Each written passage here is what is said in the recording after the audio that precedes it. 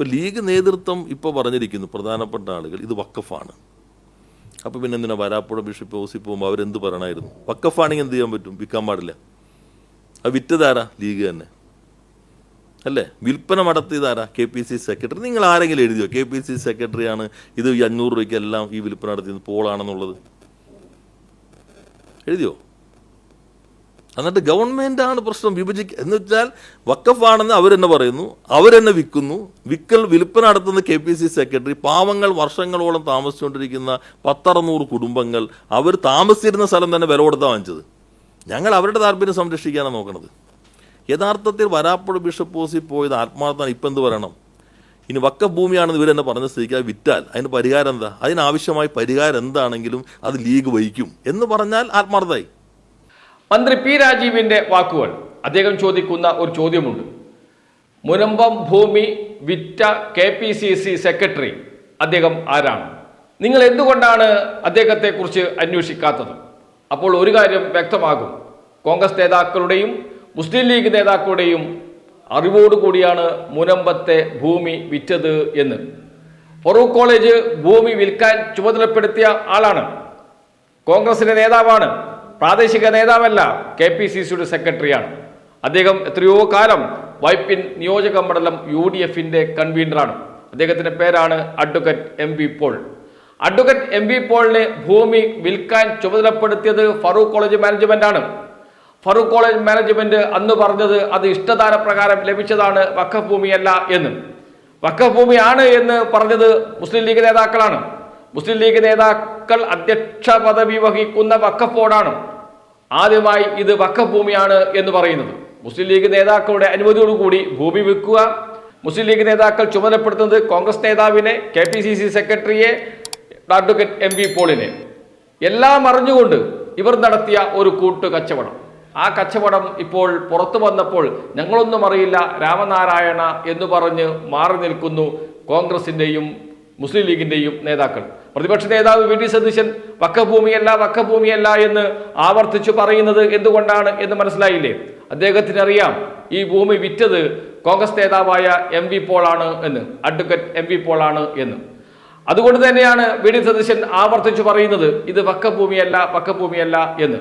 എന്നാൽ കോൺഗ്രസ് ഭരിക്കുന്ന, മുസ്ലിം ലീഗ് ഭരിക്കുന്ന ഒരു സമയത്തും ഇപ്പോൾ അവർ പറയുന്നത് ഇത് വഖഫ് ഭൂമിയാണ് എന്നാണല്ലോ.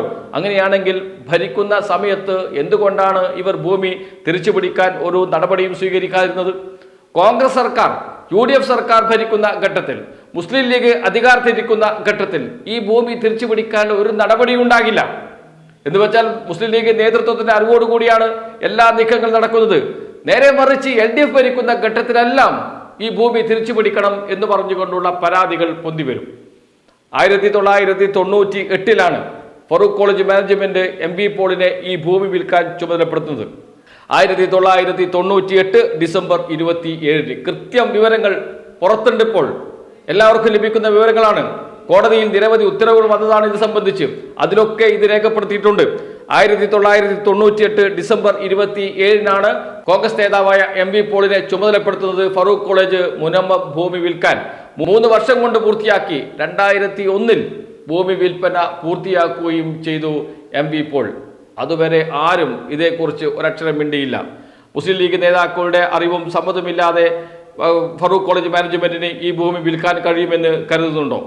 കോൺഗ്രസ് നേതാവ് ഭൂമി വിൽക്കാൻ ചുമതല ഏറ്റെടുക്കുമ്പോൾ, KPCC സെക്രട്ടറിയായി അദ്ദേഹം ഏറ്റെടുക്കുമ്പോൾ സ്വാഭാവികമായും അവിടുത്തെ കോൺഗ്രസ് നേതാക്കൾ അറിഞ്ഞില്ല എന്ന് പറയാൻ കഴിയുമോ? എറണാകുളം ജില്ലയിലെ കോൺഗ്രസ് നേതാക്കൾ ആരൊക്കെയാണ് അന്ന്? അതിൽ VD സതീശൻ ഉൾപ്പെടെയുള്ളവർ പെടും എന്ന കാര്യത്തിൽ ആർക്കും ഒരു സംശയവുമില്ല.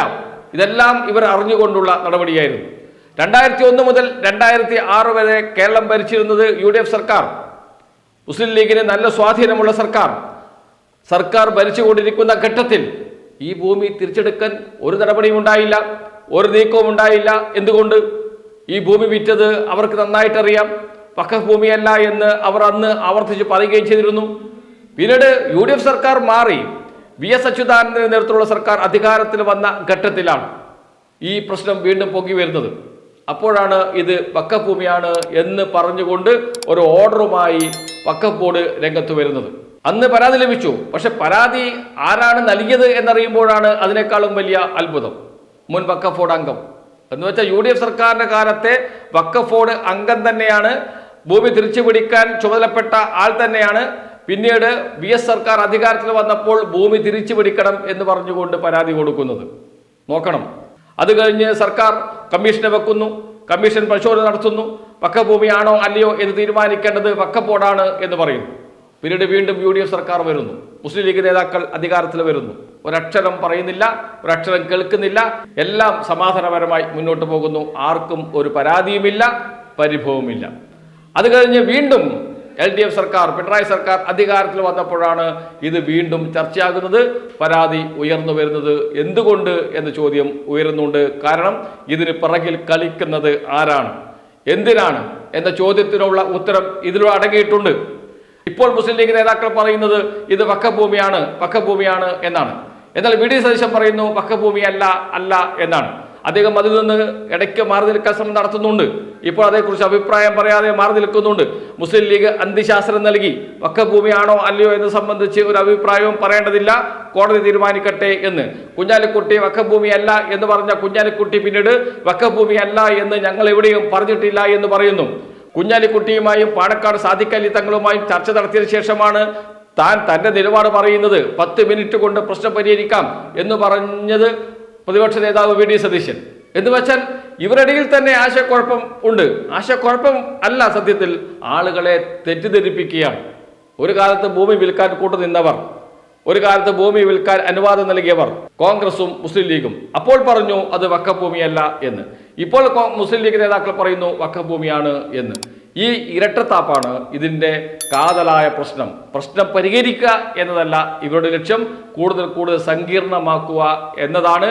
അത് മുസ്ലിം ലീഗും ചെയ്യുന്നു, അത് കോൺഗ്രസും ചെയ്യുന്നു എന്നാണ് ഇതോടുകൂടി വെളിപ്പെടുന്നത്. ഭൂമി വിറ്റത് കോൺഗ്രസ് നേതാവാണ്. അഡ്വക്കേറ്റ് MV പോൾ എന്ന കോൺഗ്രസിന്റെ KPCCയുടെ സെക്രട്ടറിയാണ്. ഏറെക്കാലം വൈപ്പിൻ നിയോജക മണ്ഡലം UDFന്റെ ചെയർമാനായി പ്രവർത്തിച്ച ആളാണ് എന്ന വിവരവും പുറത്തു വരുന്നു. ആളുകളെ തെറ്റിദ്ധരിപ്പിക്കാനുള്ള ഈ പൊറാട്ട് നാടകം എത്ര നാൾ തുടരാൻ കഴിയും എന്ന് കോൺഗ്രസും ലീഗും ഒന്ന് ഇരുന്ന് ചിന്തിക്കേണ്ട സമയം കൂടിയാണ് ഇത്.